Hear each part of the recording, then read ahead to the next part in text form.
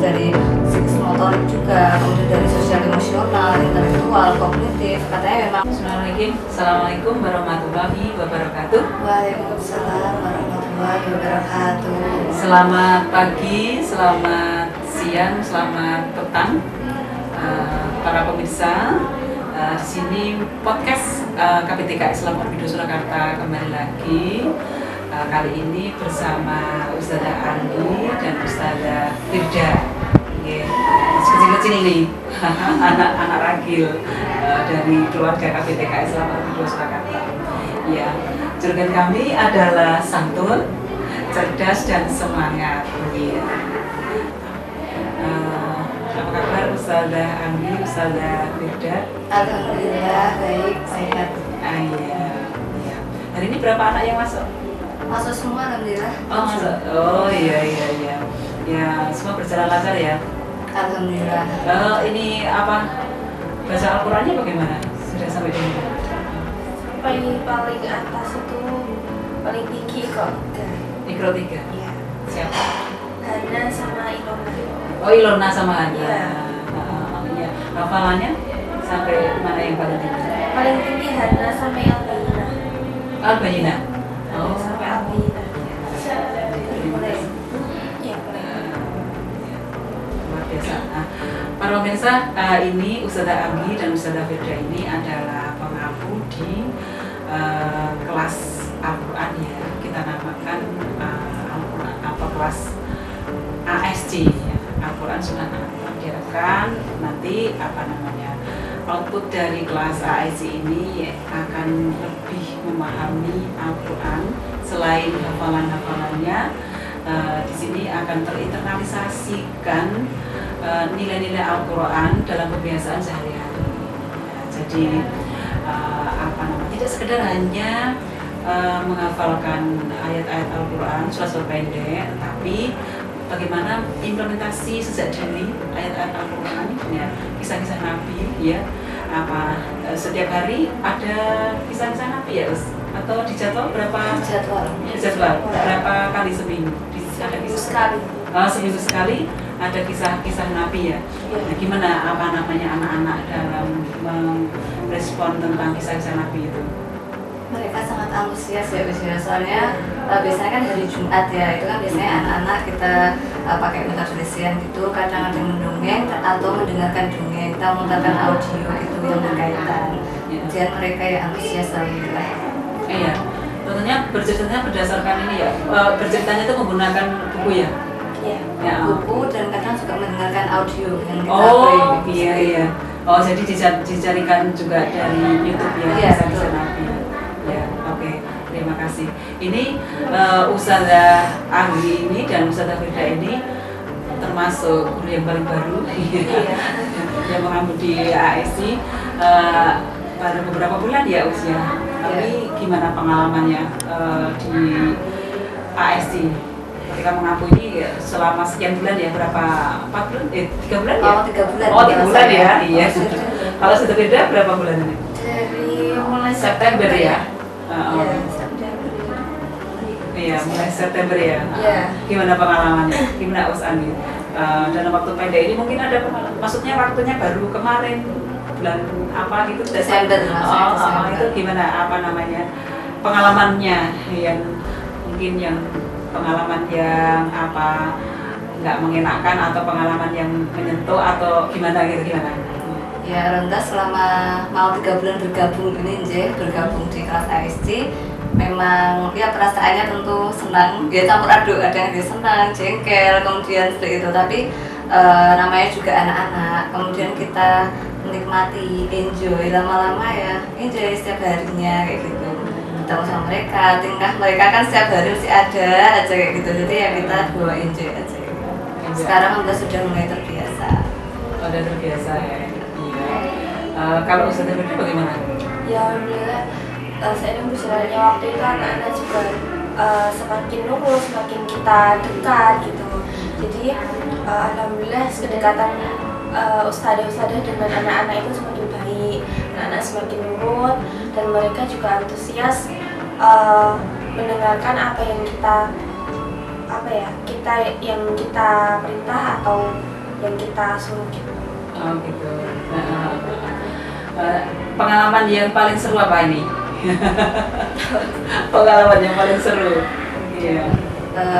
Kalau sama di ASC ya, itu kan alhamdulillah walaupun 7 anak itu kan karakternya beda-beda. Iya. Nah sekarang alhamdulillah dari hari ke hari itu kan karena karakternya juga beda. Nah ASC itu kebetulan 7 anak dengan karakter yang berbeda-beda juga, jadi penanganannya tentu berbeda. Nah itu setiap hari tentu membuat cerita tersendiri. Misalnya hari ini terkhusus ada anak yang benar-benar membutuhkan kesabaran yang ekstra. Nah itu biasanya mulai sekarang kan akhir-akhir ini baru di fase ditinggal, jadi baru mau ditinggal orang tuanya gitu. Nah saat teman-temannya yang lain udah biasa mandiri ditinggal, nah itu kan baru terbiasa. Nah itu sekarang hari-hari kita ya alhamdulillah ya semakin berwarna ya.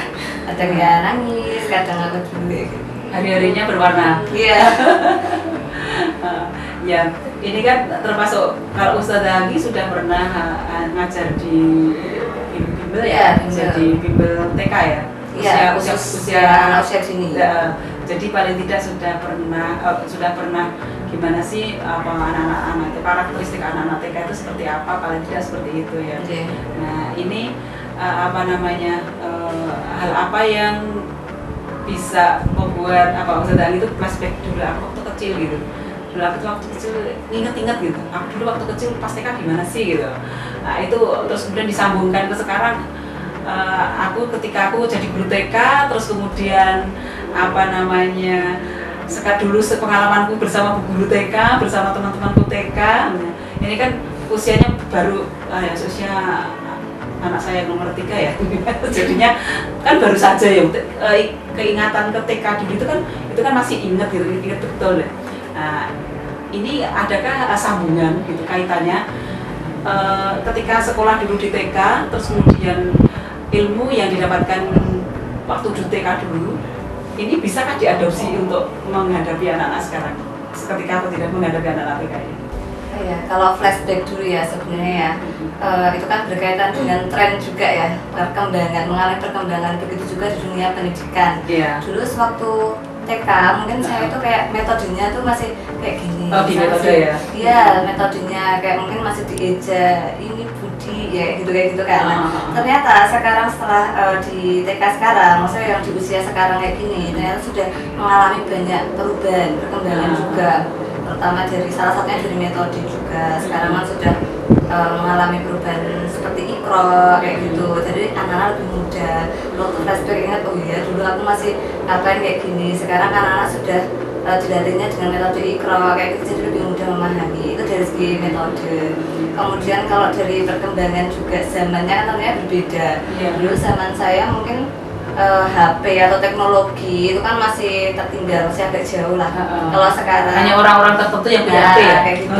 Di desa saya dulu di pelosok itu malah nggak kenal kan, kemarin dulu HP-nya cuma Nokia, belum bisa buat internet kayak gitu. Tentunya itu juga berpengaruh ke dunia pendidikan. Yang metode mengajarnya juga cuma pakai itu aja seperti itu, belum variatif. Nah kalau sekarang kan eranya sudah digital kayak gitu dan mengalami perkembangan, jadi metodenya kemudian sumber belajar semuanya sudah beragam dan variatif, jadi lebih menyenangkan. Metode dan medianya beragam dan kreatif, beragam dan variatif ya. Iya. Kalau pengalaman Ustazah Firda ini lebih mudah lagi nih ya. Iya. Tentunya juga baru kemarin deh aku tuh TK gitu kan. Iya. Ya, sekarang aku harus ngajar TK gitu kan. Nah, gimana pengalamannya di TK dulu? Kemudian aku sekarang jadi guru TK seperti ini gitu gimana? Iya, dulu waktu saya TK itu dulu tuh pernah ya ngompol gitu ya. Pernah ngompol, pernah dikit-dikit nangis, apa-apa nggak mau ditinggal gitu. Dulu juga iya ditunggu, nggak mau ditinggal. Sekarang anak-anak juga alhamdulillahnya sedikit juga yang seperti saya gitu loh, nggak ngompolan juga sedikit ya, sudah minim gitu. Terus dulunya saya itu belum terlalu ada gadget juga ya, seperti Ustazah Anggi itu belum ada internet kayak gitu ya. Iya seperti itu. Jadi tadi kan yang saya garis bawahi adalah sekarang lebih beragam dan lebih variatif strategi dan media ajarnya seperti itu ya. Jadi dari itu apa yang dipersiapkan dari Ustazah ya ketika saya jadi guru itu menghadapi generasi yang sekarang anak-anak TK sekarang itu kan generasi alfa ya. Generasi alfa itu adalah begitu lahir anak-anak sudah ada digital gitu, sudah hafal digital. Itu tentunya karakternya dan juga kecerdasannya juga berbeda dengan mungkin saat Ustazah ini berdua ini masih TK gitu. Nah, tentunya ini gimana menghadapi kondisi yang berbeda dengan saya dulu ya, saya dengan Ustazah Hafida dan Ustazah Anggi itu dengan dulu Ustazah berdua ini masih TK dan dulu ajar itu seperti kan mungkin ya tepok-tepok dan mewarnai gitu kan. Sekarang dengan generasi digital ini persiapannya apa Ustazah untuk menghadapi anak-anak yang sudah tadi dari segi digital lebih pintar muridnya daripada Ustazahnya gitu. Gimana betul? Nah itu ya, sebagai pendidik tentunya kita tidak tinggal diam. Soalnya kan di era yang semakin canggih seperti ini, berarti kita sebagai pendidik mau tidak mau itu harus mengikuti perkembangannya. Seperti itu, jangan terlalu kolot dengan ini tuh harus metodenya kayak gini seperti itu. Sedangkan kita kan bukan dituntut ya, tapi memang mengalir dan semakin hari itu kan kalau berbicara mengenai teknologi itu tentu akan mengalami perkembangan terus. Nah dari segi apapun ya, maksud dari psikomotorik juga, kemudian dari sosial emosional, intelektual, kognitif, katanya memang di usia dini ini kan masih benar-benar menjadi wadah. Jadi anak itu yang mendapat fasilitas atau difasilitasi di pendidikan anak usia dini ini dengan baik tentunya akan mendapatkan kemampuan atau keberhasilan yang lebih besar di masa mendatang kayak gitu kan. Nah, jadi kita strateginya sebagai guru untuk menyiapkan anak-anak itu mempunyai fondasi yang kuat, salah satunya di sosial emosional. Itu berarti kita mendesain pembelajaran yang melibatkan sosial emosional mereka. Tentunya kalau di kelas IC sendiri itu kan memang basicnya menggunakan Al-Quran, hadis kayak gitu. Jadi kita misalnya larangan jangan marah, itu kan ada hadisnya. Kita setiap ada yang berbuat salah atau ada yang berbuat marah gitu, kita langsung mengulang hadisnya lagi. La taktuk walakal jannah, jangan kau suka marah bagimu surga. Dengan cara kayak gitu, jadi anak-anak tuh mungkin belum terasa ya, tapi setiap ada itu dibacakan begitu. Lama-lama juga setiap ada mereka itu sendiri lagi berantem tuh jangan marah-marah gitu kan, ada kayak gitu. Ya, Nah itu biasa, ya. salah satu mungkin bisa menjadi alternatif juga. Ternyata selama ini walaupun kita itu cuma itu membekas di anak, diterapkan juga kayak gitu. Oh iya, luar biasa. Jadi tadi ya jadi dalam hal pengkondisian sosial emosionalnya anak itu menggunakan treatment hadis ya. Betul. Menggunakan treatment hadisnya ini luar biasa sekali ya. Di situ bisa diterapkan langsung nilai-nilai Islam ya. Jadi tidak hanya sekedar anak itu hafal hadis jangan marah la taktuk walakal jannah itu, tapi saat kejadian itu mempraktekkan betul. Jadi langsung mempraktekkan juga. Nah, mungkin selain hadis marah itu apa yang biasa untuk memperingatkan anak-anak ketika rewel, ketika berantem, ketika nggak mau ditinggal orang tuanya, ketika nangis itu apa selain hadis marah itu? Biasanya kalau waktunya makan itu ada yang lari-lari, ada yang sambil ngobrol, nanti ujungnya jatuh. Ada hadisnya kan bos. Nah biasanya kayak gitu.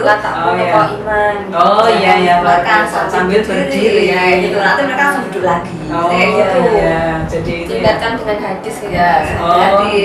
Gitu. Ya, di sini para pemirsa, jadi di ASC itu implementasi nilai-nilai Islam yaitu Al-Quran dan hadis itu langsung diterapkan ketika ada satu peristiwa. Jadi itu akan lebih bekas ya misalnya ada yang marah-marah gitu langsung diingatkan seperti itu gitu kan. Oh iya, ini akan bekas. Walaupun mungkin saat itu belum juga anak itu nurut, tapi saya yakin nanti ke depan anak kelak dewasa itu akan terngiang-ngiang hadisnya dari Ustazah Anggi, kalau Ustazah Firda ya, nanti yakin itu akan masih terngiang-ngiang. Ini luar biasa. Apa namanya, treatment-treatment yang dilakukan di Ustazah kelas Orbit ASC ya, makanya masukkan di Orbit ASC ya. Ini sudah mulai pendaftaran, sudah yang daftar us ini, sudah yang daftar yang masuk di ASC, selain juga masuk di Orbit yang ada di sini. Nah, di sini hubungannya dengan tren ya, kita harus mengikuti tren ya, tren tren PAUD yang akan ke depan itu seperti apa ya.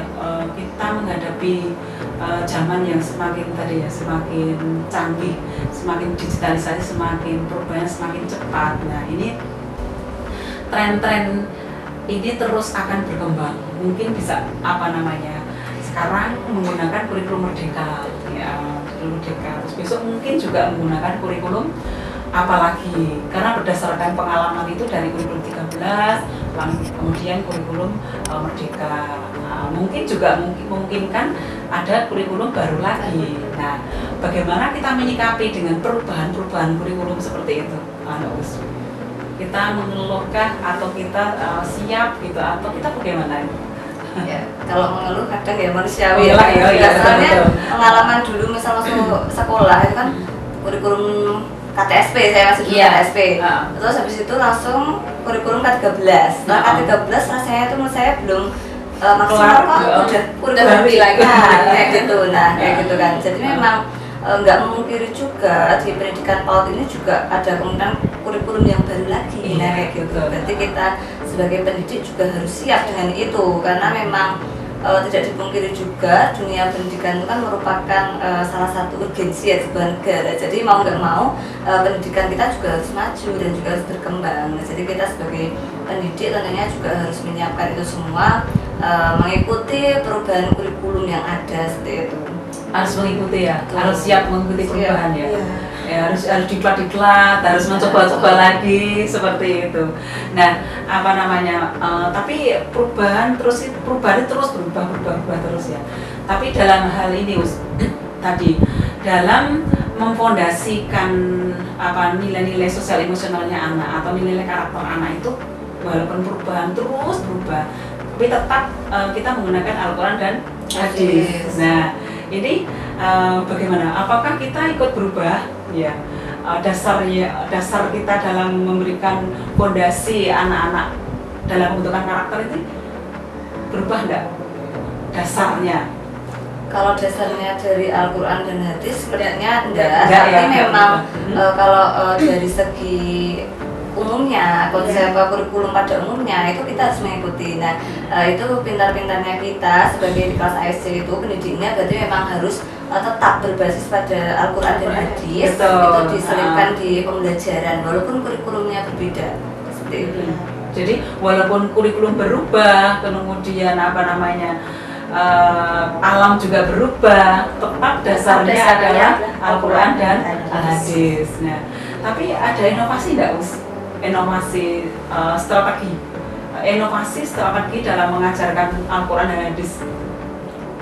Kalau kita flashback dulu ya. Kalau dulu kita dulu ngaji di masjid itu diajarinya kiainya atau ustadznya kan mungkin diceritani saja tentang nabi-nabi, itu sudah oke, sudah takut sama Allah.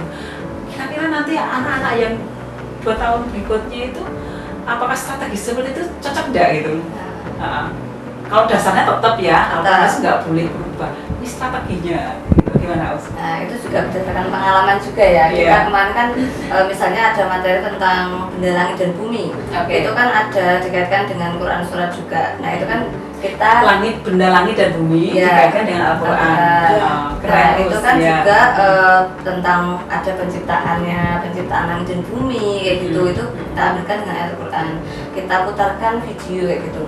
Kalau kita sebagai orang dewasa mungkin dengan membaca arti, mendengarkan video langsung paham. Betul. Tapi karena ini kita anak-anak, kemarin juga kita sudah mencoba memutarkan audio hanya materi itu saja. Itu rasanya kayak belum masuk kayak gitu. Nah, jadi emang untuk koreksi kita juga harus berarti mungkin nanti sebelum belajar kita biasakan pembiasaan murotal yang berkaitan dengan ini, misalnya setiap pagi gitu ya sebelum mulai pembelajaran, terus itu kita ulang-ulang lagi.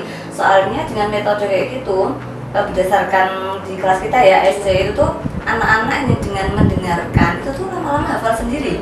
Jadi misalnya tajwid gitu ya, al-humazah contohnya sekarang dulu al-humazah itu anak-anak hafal sendiri, baru kita cuma mengulang itu setiap mau pulang, setiap mau itu lama-lama hafal. Jadi kadang kan di rumah mungkin kalau kasih PR sama orang tuanya itu kan masih belum mau, itu kan karena mereka juga masih usianya bermain. Nah itu cuma ngandelin sekolah misalnya. Jadi memang alhamdulillahnya ya dengan metode yang kayak gitu itu anak-anak ternyata hafal sendiri. Nah berarti kan kuncinya anak-anak itu memang nggak harus dipaksa, nggak harus itu juga, tapi memang pembiasaan. Nah itu ternyata berpengaruh ke anak-anak kayak gitu. Iya. Jadi di sini apa namanya? Tadi metode dalam kita memberikan dasar ya, memberikan dasar apa namanya karakter anak itu adalah dengan kita memberikan ayat Al-Quran tadi ya. Nah pertama kan ayat Al-Quran biar anak itu hafal gitu kan. Nah, cara hafalnya nggak dipaksa kan begitu ya. Nah, kalau zaman dulu kita kan